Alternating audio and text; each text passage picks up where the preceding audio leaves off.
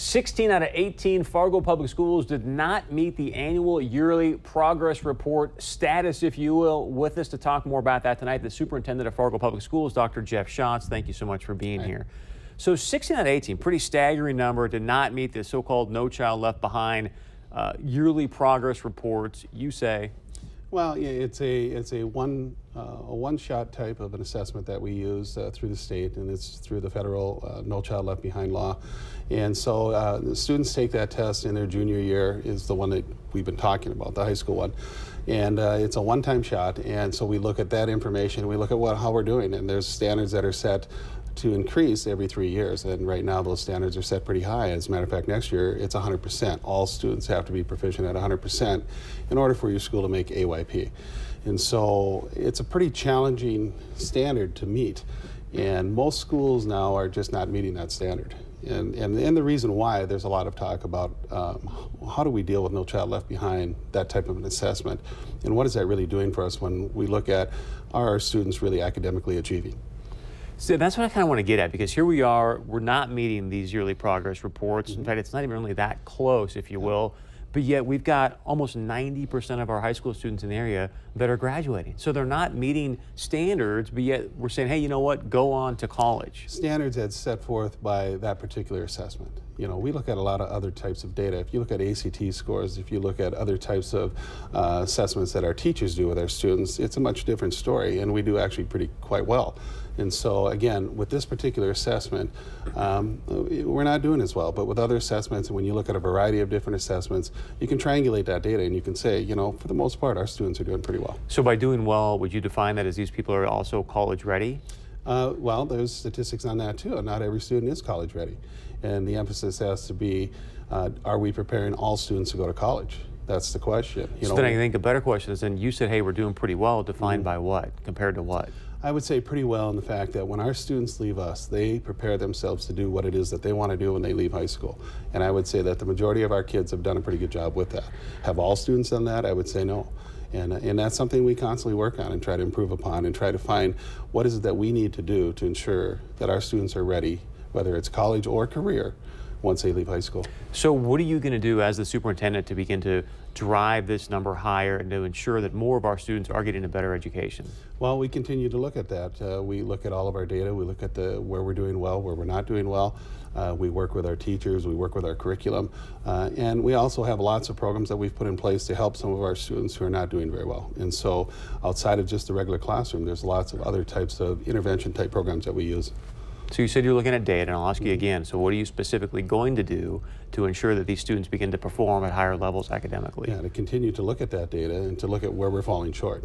And then to look at how are we going to adjust the curriculum? What is it that we're going to do with our interventions? What are the strategies that we need to use with students who aren't doing as well?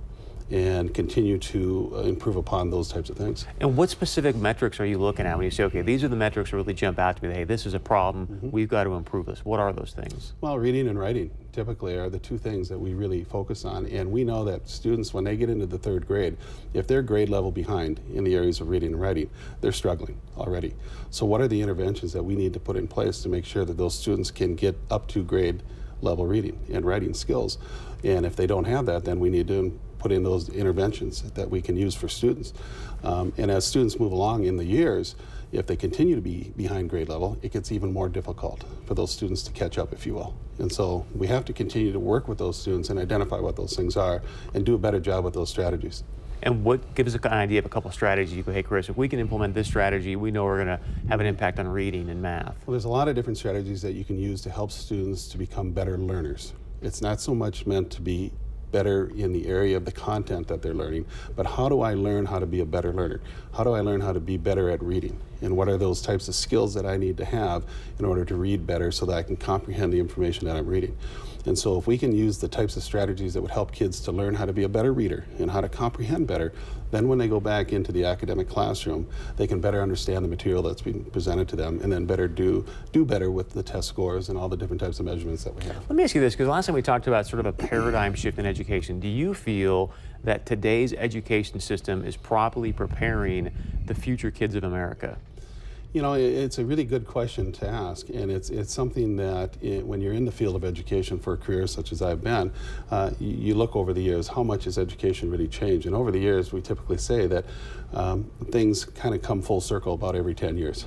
And then sometimes it's the same old thing year after year after year. There's a traditional sense of schooling in the public school system in that if it was good enough for us when we were young, it's good enough for the kids today. But what we know is that our world is changing so quickly, and we've become such a global world that we need to start looking at how do we connect kids beyond just our own neighborhood, our own state, our own country.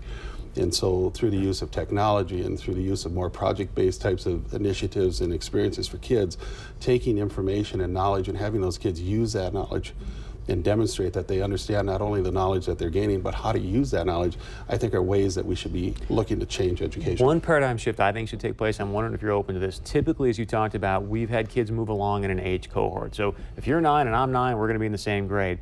Why not create, I think now with technology, we can really make education more of an independent experience, more one-on-one. Is there a possibility to create sort of a talent cohort? Like, look, I'm really good at math, you're really good at math, let's move along in that cohort rather than based on age. And they typically call those magnet schools. And if you put together a magnet school, usually it has some kind of focus, some kind of cohort that is similar to all the other students. It might be mathematics, it might be fine arts, it might be whatever it is. And then the focus is really on that area. There's been some success with magnet schools. Magnet schools typically haven't been that common here and around our area.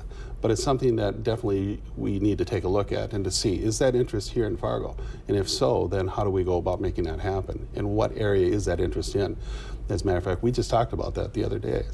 If we looked at a magnet school in Fargo, what would that be? And what would the emphasis be for those students? I'm sure STEM came up as well. I want to share with you, we get some feedback from last night. I was talking about more of a socioeconomic cohort, if you will. This is a piece of feedback that came in that I want to share with you, Dr. Schatz, and get your thoughts on. Chris, you are showing how much you know about schools by stating 30 to 40 kids in a classroom. I arbitrarily use that number. Law says 25 is the limit. Educate yourself. Is there a law that says we can only have 25 students in a room? Typically 30 is the maximum in the classrooms for the Fargo Public Schools. 30 typically is the upper level number that we would use looking at particularly high school sections. Most high school sections range anywhere from 20 to that 28, 29, depending on the master schedule and how the numbers all played out. In our middle schools, you'll find classes that are 25, 26, 27.